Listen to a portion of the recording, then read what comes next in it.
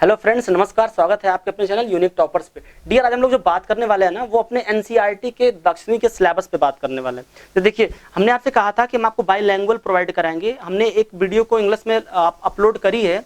अगर आप English medium के स्टूडेंट्स हैं तो आप जाकर वहाँ के लर्न कर सकते हैं। अगर आप हिंदी मीडियम के स्टूडेंट हैं तो मैं आपको कोशिश कर रहा हूँ कुछ यहाँ पे बातें क्लेरिफाई करने की। हम लोग को जो पढ़ना वो राष्ट्रवाद के बारे में पढ़ना। और कहाँ का राष्ट्रवाद हम लोग पढ़ने वाले हैं? यूरोप का राष्ट्रवाद पढ़ने वाले हैं। हम लोग कहाँ का राष्ट्रवाद पढ़ने वाले हैं? हम लोग जो राष्ट्रवाद पढ़ने वाले हैं ये पढ़ने वाले यूरोप का राष्ट्रवाद। थोड़ा सा हम लोग अगर इसको समझें, अगर डिटेल में समझें, अगर इसके मीनिंग की बात करें अगर डिटेल में, ठीक है, तो होता क्या है इसके मतलब, अगर हम लोग इसके मीनिंग पे काम करें तो राष्ट्रवाद मतलब होता है कि एक ऐसे कंट्री की हम लोग बात करेंगे, एक ऐसे नेशन की बात करेंगे, ठीक है, जहां पे क्या होगी, जो पावर होगी ना, जो सत्ता होती है वो किसके हाथ में होती है? लोगों के द्वारा होती है, लोगों से होती है और लोगों के लिए ही होती है, ठीक है। तो हम लोग ऐसे नेशन की बात करेंगे और इसका अभी राइज होने जा रहा है, मीन्स अभी इसका उदय होने जा रहा है, ठीक है। मीन्स क्या हो रहा है कि जो यूरोपियन कंट्रीज थे, जितने भी यूरोपीय देश थे, ठीक है, उन सारे यूरोपीय देशों ने किस प्रकार अपना सत्ता बनाई और किस प्रकार वहां पे क्या हुआ, राष्ट्रवाद आया, उसकी बातें हम लोग करने वाले हैं। क्योंकि जो स्टार्टिंग हम लोगों को करना है वो हम लोगों को करना है एक फिगर से। ध्यान से देखिएगा, एक फ्रेडरिक सरायू का बनाया हुआ फिगर है। फ्रेडरिक सरायू कौन था? फ्रांस का एक कलाकार था। ध्यान से मेरी बात समझ लीजिएगा। इस बात को अगर आप सुन लिए तो यहाँ से क्वेश्चन 2 से 3 मार्क्स के आते हैं। फ्रांस का एक कलाकार था जिसने क्या करी थी, अपनी 4 पेंटिंग की एक सीरीज बनाई थी, जिसमें जो उसकी जो पहली पेंटिंग थी वो क्या थी, ये जो आपके सामने दिख रहा है। ये पेंटिंग क्या है, कैसे है, क्या क्या इसमें दिख रहा है, इसकी बातें हम लोग अभी स्टार्ट करते हैं। अब देखते हैं इस पेंटिंग, क्योंकि इसने 4 बनाई थी, 4 में से जो पहली पेंटिंग वो आपके सामने है, ठीक है। अब पेंटिंग बनाई कब थी? 1864 में बनाई थी। कब बनाई थी ये पेंटिंग? इन्होंने बनाई थी, पेंटिंग उन्होंने कब बनाई थी? 1864 में बनाई थी। कौन बनाया था? फ्रेडरिक सरायू बनाया था। फ्रेडरिक सरायू कहाँ का था? फ्रांस का था। इतनी बात समझ में आ गई। अब आइए देखते हैं कि इस पेंटिंग हमें करना क्या है, ओके। और क्वेश्चंस कहाँ से बनते हैं, तो अगर इस बात को अगर आप समझ पा रहे होंगे, अगर इस पेंटिंग में आपको दिखाई दे रहा होगा तो आप लोग ये देख पा रहे हैं कि यहाँ पे क्या रहा है, यहाँ पे एक गॉडेस दिखाई दे रहा है, जिसको क्या है, जो एक मतलब कह सकते हैं कि देवी है, उनकी फ्रीडम की देवी है। कहाँ के लिए है? इसमें ये इन्होंने डिनोट करने की कोशिश करा कि फ्रीडम की देवी है। और यहाँ पे क्या हो रहा है, जो यूरोप के लोग हैं ना, जो यूरोप के जो डिफरेंट कंट्री के लोग हैं, जो डिफरेंट देश के अलग अलग देश के लोग हैं, वो लोग क्या करें, इनके आगे पीछे गैदरिंग किए हैं और इकट्ठा हुए हैं और एक लाइन के फॉर्म में देख रहे होंगे। अगर आप ये देखिए, क्यों कुछ ऐसे चलते चले जा रहा है, मीन्स इधर तक अभी मूव ऑन है, ठीक है। तो अब क्या हो रहा है, यहाँ पे क्या हो रहा है, वो अलग अलग कंट्री के लोग जो है उनके इर्द गिर्द खड़े हैं और सब लोग क्या कर रहे हैं, अपने अपने कंट्री के फ्लैग को लेकर के आगे बढ़ रहे हैं। सबसे आगे इसमें कौन सबसे आगे? यूके और पोलैंड है। यूके और पोलैंड क्यों है सबसे आगे? हम लोग देखें सबसे आगे यहाँ पे यूके और पोलैंड को दर्शाया गया है। क्यों दर्शाया गया? क्योंकि यूके और पोलैंड में क्या था, वहां पे पहले ही फ्रीडम आ चुकी थी, मींस दे वर, वो जो थे पहले ही राष्ट्रीयकृत हो चुके थे, पहले ही नेशनलाइज हो चुके थे, तो इसलिए पहले ये लोग हैं। उसके बाद आपको यहाँ पे फ्रांस दिखाई दे रहा होगा, जो अपना ट्राई कलर लेकर के, ये फ्रांस का ट्राई कलर अपना लेकर के फ्रांस है। उसके पीछे और भी सारे कंट्रीज है, जर्मनी है, इटली है, पोलैंड है और भी जितनी ऑस्ट्रिया है, ये सारी कंट्रीज हैं जो कह सकते हैं जो यूरोपियन कंट्रीज है, वो सारे क्या है वहां पे एक क्यूबिक फॉर्म में क्या कर रहे हैं, खड़े हैं। और साथ में लोग एक चीज ये भी देख पा रहे हैं कि ऊपर क्या देख पा रहे हैं कि यहाँ पे जो गॉडेस है ना, जो उनके देवी देवता लोग हैं, वो लोग क्या कर रहे हैं, ऊपर से आशीर्वाद दे रहे हैं।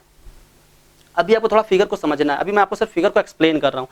वो लोग क्या कर रहे हैं, यहाँ पे ऊपर से वो लोग आशीर्वाद दे रहे हैं, ठीक है। अगर थोड़ा सा हम लोग नीचे चले अगर देखें तो क्या हो रहा है, जो हमारा ये वाला एरिया है ना, जो ये वाला एरिया, ये देख पा रहे हैं कि ये वाला एरिया ये रिप्रेजेंट करता है कि ये क्या है, एक टूटे फूटे जो मतलब वहां पे जो इसके पहले राजतंत्र था, उस राजतंत्र का जो टूटा फूटा हिस्सा है, वो सब चीजें यहाँ पे हैं, ठीक है।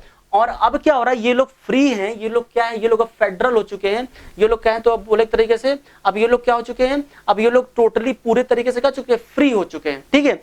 अब क्या हो रहा है, इसी के फिगर का यहाँ पे एक्सप्लेनेशन किया गया है, इसी फिगर का यहाँ पे एक्सप्लेनेशन किया गया है। इस जो हमारा पहला पार्ट है, जो हमारा इंट्रो पार्ट है यूरोप में राष्ट्रवाद का, जो हमारा इंट्रो पार्ट है, उसमें यही बताया गया, एक्सप्लेन किया गया है कि अब क्या था, ये देखिए यहाँ बताया गया क्या था। फ्रांसीसी कलाकार कौन था? फ्रेडरिक सरायू, जो मैंने आपको भी बताया 1848, मैंने 64 कह रहा था, 1848 में इन्होंने क्या किया था, एक पेंटिंग बनाई थी, ठीक है, जिसमें क्या किया था इन्होंने, ये क्या एक महिला रिप्रेजेंट, देखिए वहां पे देवी है, जो किसके फॉर्म में, जो एक कह सकते हैं कि नेशन के फॉर्म में है, नेशन की देवी है, राष्ट्र की देवी है, जिनके एक हाथ में क्या है, ज्ञानोदय की मसाल और दूसरे में क्या है, मनुष्य के अधिकार का क्या है, घोषणा पत्र है, जिसमें क्या एक हाथ में तो उन्होंने क्या लिया है, एक हाथ में उन्होंने लिया है ज्ञानोदय की मसाल, बोले तो मतलब जिससे ज्ञान का क्या हो रहा है, उदय हो रहा है, राइज हो रहा है। दूसरी तरफ में क्या है, उनके पास वो सारे लेटर्स हैं, वो सारे कह सकते हैं कि वो सारे जितने भी एक ह्यूमन बीइंग के राइट्स होते हैं, अधिकार होते हैं, उन सारे अधिकारों सुसज्जित है, क्या उनके पास एक पत्र है, एक लेटर है, ठीक है।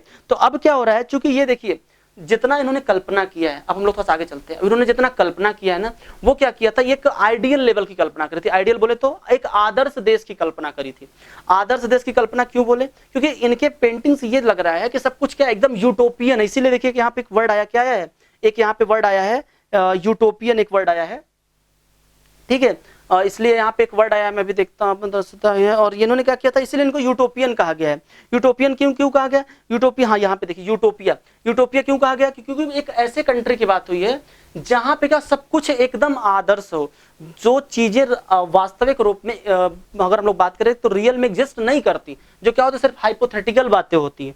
तो उन्होंने क्या किया है, उसके फॉर्म में एग्जिस्ट कह सकते हैं कि उसकी बात करी थी, इसलिए इसको यूटोपिया कहा गया है, ठीक है। अब यहाँ पे ये भी उन्होंने क्या किया कि दुनिया के जितने भी देश थे ना, जितने राष्ट्र थे, सारे समूहों को रिप्रेजेंट कराने की कोशिश करी है। अलग अलग उनका ड्रेस है, अलग अलग फ्लैग है, ठीक है। तो इसको हमने अभी आपको बताया भी है। अब यहाँ पे क्या स्विट्जरलैंड है, यूके है, ठीक है। उसके पीछे फिर बताया था मैंने आपको, वहां पे क्या था, उसके पीछे फिर फ्रांस था, फ्रांस के पीछे फिर क्या थी, जर्मनी थी, ठीक है। जर्मनी के लोग क्या लिए थे, जर्मनी के लोग जो थे वो काला और लाल रंग का झंडा लिए थे, ठीक है। उसके पीछे और भी जितने भी कंट्रीज जैसे लामड, पोलैंड, इंग्लैंड, आयरलैंड, हंगरी, रूस, ये सारे लोग उसके पीछे क्या है, लाइनिंग लगे हुए थे।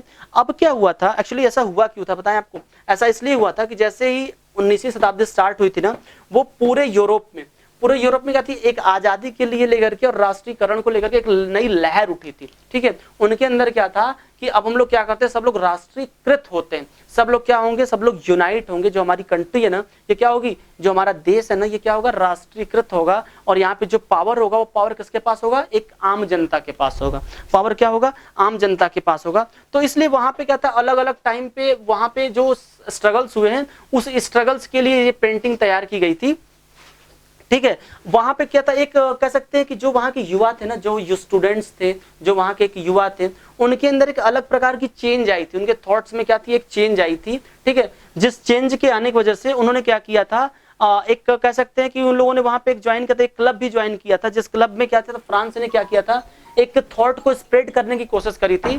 फ्रांस ने क्या किया था, एक थॉट को स्प्रेड करने की कोशिश की थी। क्यों स्प्रेड करने की कोशिश की थी कि 1789 में क्या था, फ्रांस जो वो फ्री हो चुका था, फ्रांस क्या था, फ्री हो चुका था, नेशनलाइज हो चुका था। तो उसने एक लेसन देने की कोशिश करी थी और सारी यूरोपियन कंट्रीज को कि भाई आप लोग भी फ्री हो सकते हो, आप लोग भी फ्री हो सकते हो, आपके पास जो राइट्स है ना वो राइट्स का आप लोग यूज कर सकते हो, क्योंकि ये क्या है, कंट्री आपकी है, तो इसमें आपका होना चाहिए, किसी एक व्यक्ति का शासन नहीं होना चाहिए। तो ये सारी बातें कही गई है यहाँ पे, ठीक है। तो आई होप आपको ये बातें मेरी समझ में आई होगी। अब हम लोग जो नेक्स्ट पढ़ने वाले हैं वो नेक्स्ट हम लोग पढ़ेंगे फ्रांसीसी क्रांति और राष्ट्रीय विचार। मतलब कि एक्चुअली क्या था ना कि जो राष्ट्र का जो विचार आया था वो कहाँ से आया था, यूरोप में, वो आया था फ्रांस में, जो क्रांति हुई थी ना वहां से आया था, जो हम लोगों ने क्लास 9th में पढ़ा था। तो हम लोग अगली क्लास में वही देखने वाले हैं। प्लीज आपसे मैं बोलूंगा कि इसको वीडियो को देखिएगा, समझने की कोशिश करिएगा। अगर आपको समझ में नहीं आता तो मुझे बताइए, मैं इसको दोबारा भी बनाने की कोशिश करूंगा, दोबारा भी आपको मैं डिटेल में एक्सप्लेन करूंगा। कोई भी दिक्कत तो आप मुझे कमेंट करिए, मुझे बताइए, ठीक है। हम आपके प्रॉब्लम को सॉर्ट आउट करने की कोशिश करेंगे। That's all for today, thank you.